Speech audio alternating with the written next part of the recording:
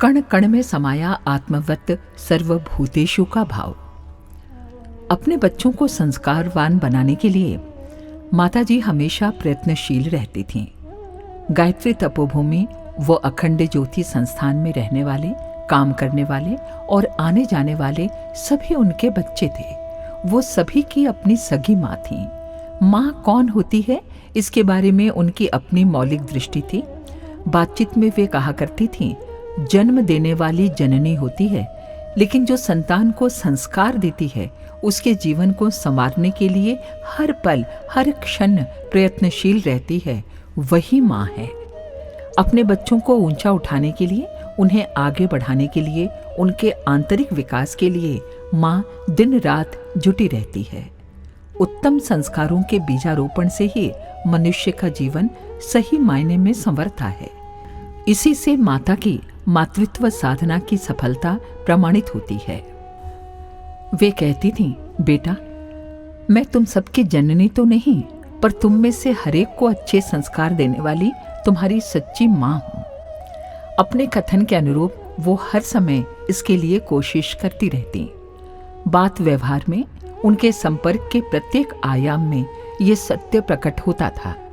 उनके द्वारा कराए जाने वाले भोजन में इसकी सबसे अधिक सघनता रहती थी। परम पूज्य गुरुदेव इस बात को परिजनों से, कार्यकर्ताओं से जब तब बड़े ही स्पष्ट शब्दों में कह देते थे। वे कहते, तुम लोग माताजी को साधारण न समझो, वे शक्ति स्वरूपा हैं, महाशक्ति हैं। अपने आध्यात्मिक ऐश्वर्य को छिपाकर बड़े ही सामान्य ढंग से रहा करती हैं। उन्हें पहचानना और उनको सही ढंग से समझ पाना आसान काम नहीं है। वे तुम लोगों के लिए जितना आसानी से कर देती हैं, उतना तो मैं भी नहीं कर सकता।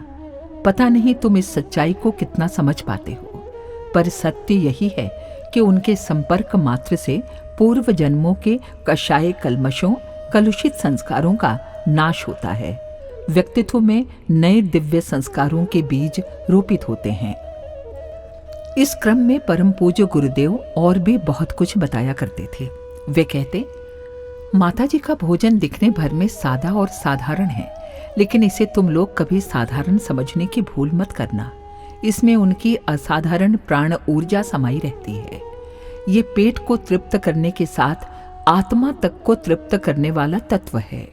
तुम लोगों को अनुदान देने के, तुम सबको संस्कारवान बनाने के उनके तरीके बड़े अद्भुत हैं।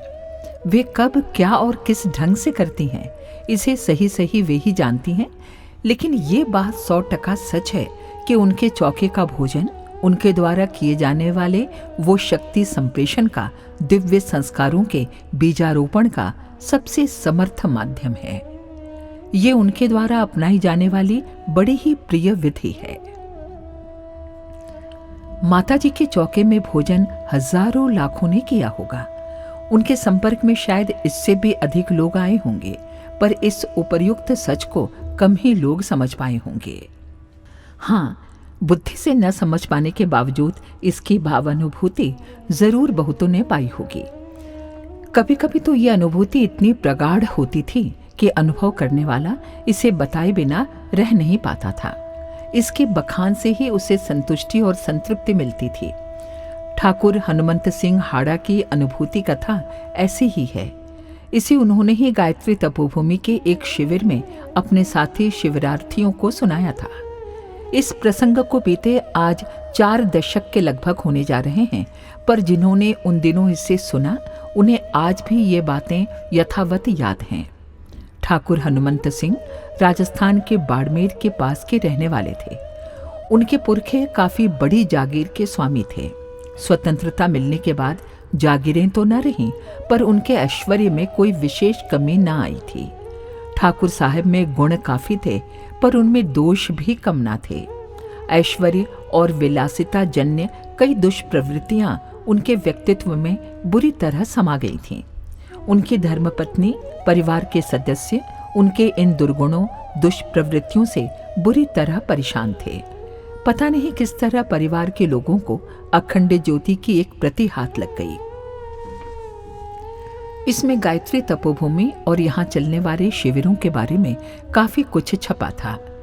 सारी बातें पढ़कर परिवार के सदस्यों एवं उनकी पत्नी ने सोचा कि ठाकुर साहब को वहां ले चला जाए। उन सब लोगों ने ठाकुर साहब से बात की। थोड़ी ना नुकुर करने के बाद वे तैयार हो गए। निश्चित तिथि पर वे सभी मथुरा स्थित गायत्री तपोभूमि पहुंच गए। उन दिनों आने वाले ठहरते तो गायत्री तपोभूमि में थे, पर खाना अखंड ज्योति संस्थान में खाते थे। इसी नियम के अनुसार ठाकुर साहेब भी अपने परिवार के साथ भोजन हेतु अखंड ज्योति संस्थान में गए। माताजी ने स्वयं अपने हाथों से भोजन परोसकर उन्हें भोजन कराया।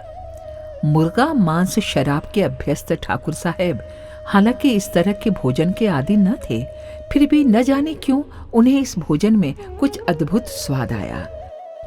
भोजन करने के बाद वे फिर से तपोभूमि लौट आए। परिवार के सदस्यों के बहुत समझाने पर भी उन्होंने शिविर के किसी भी कार्यक्रम में भाग नहीं लिया। हाँ, खाना खाने के लिए अवश्य सबके साथ माताजी के यहाँ पहुंच जाते थे। ठाकुर साहब के अनुसार पता नहीं क्या था उस भोजन में, पर कुछ अद्भुत जरूर था। 2-3 दिन में ही मुझ में एक अद्भुत भाव परिवर्तन हो गया। हर समय आंखों के सामने माताजी की सौम्य मूर्ति उपस्थित रहती। पहले तो गलत विचार, गलत भावनाएं मन में आती ही नहीं थीं, पर यदि पुरानी आदतों वश आ भी जाती तो मन में बड़ी गहरी शर्मिंदगी होती। ऐसा लगता कि माताजी सब कुछ देख रही हैं और मैं कैसी घटिया बातें सोच रहा हूँ। घर वापस पहुंचने के बाद पुरानी बातों की ओर मन बिल्कुल भी न गया। परंतु मित्र वही थे, उनकी जोर जबरदस्ती भी वही थी। इसी जोर जबरदस्ती के कारण उनके साथ जाना पड़ा। बहुत मना करने के बावजूद उन्होंने मांस और शराब का सेवन करा ही दिया। इसके बाद ही हालत खराब हो गई। उल्टी दस्त का सिलसिला चल पड़ा। जैसे तैसे घर पहुंचाया गया, लेकिन दिनों दिन बीमारी बढ़ती गई। दवा, डॉक्टर, इलाज सब बेअसर होने लगे। ठाकुर साहब के अनुसार घर के सभी लोग घबरा गए, पर उन्हें खुद एकदम घबराहट नहीं थी।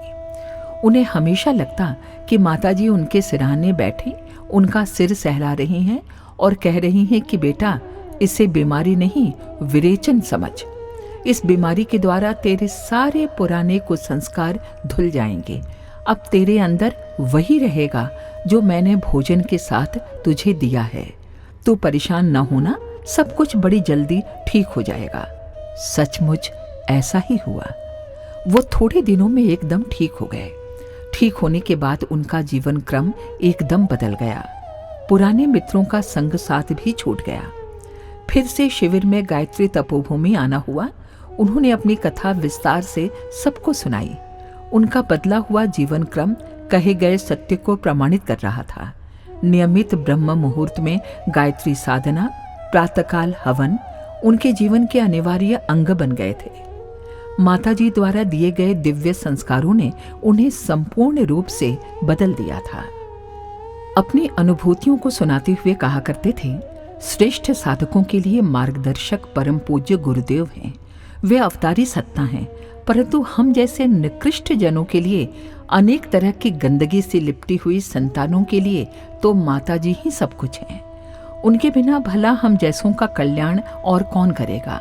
गुरु मार्गदर्शक हमेशा साधक की पात्रता देखता है, पर माँ के लिए तो बच्चे हमेशा ही सत्पात्र होते हैं, भले ही वे मल मूत्र से सने क्यों ना हो।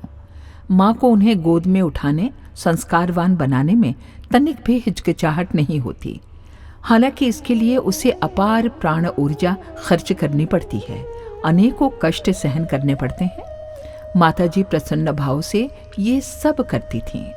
इसके लिए आवश्यक शक्ति वो अपने आराध्य की साधना संगनी होकर प्राप्त करती थीं। हमारे YouTube चैनल शांति कुंज वीडियो गायत्री परिवार को सब्सक्राइब करें एवं बेल आइकन जरूर दबाएं ताकि गायत्री परिवार की विभिन्न गतिविधियों की जानकारी आपको मिलती रहे।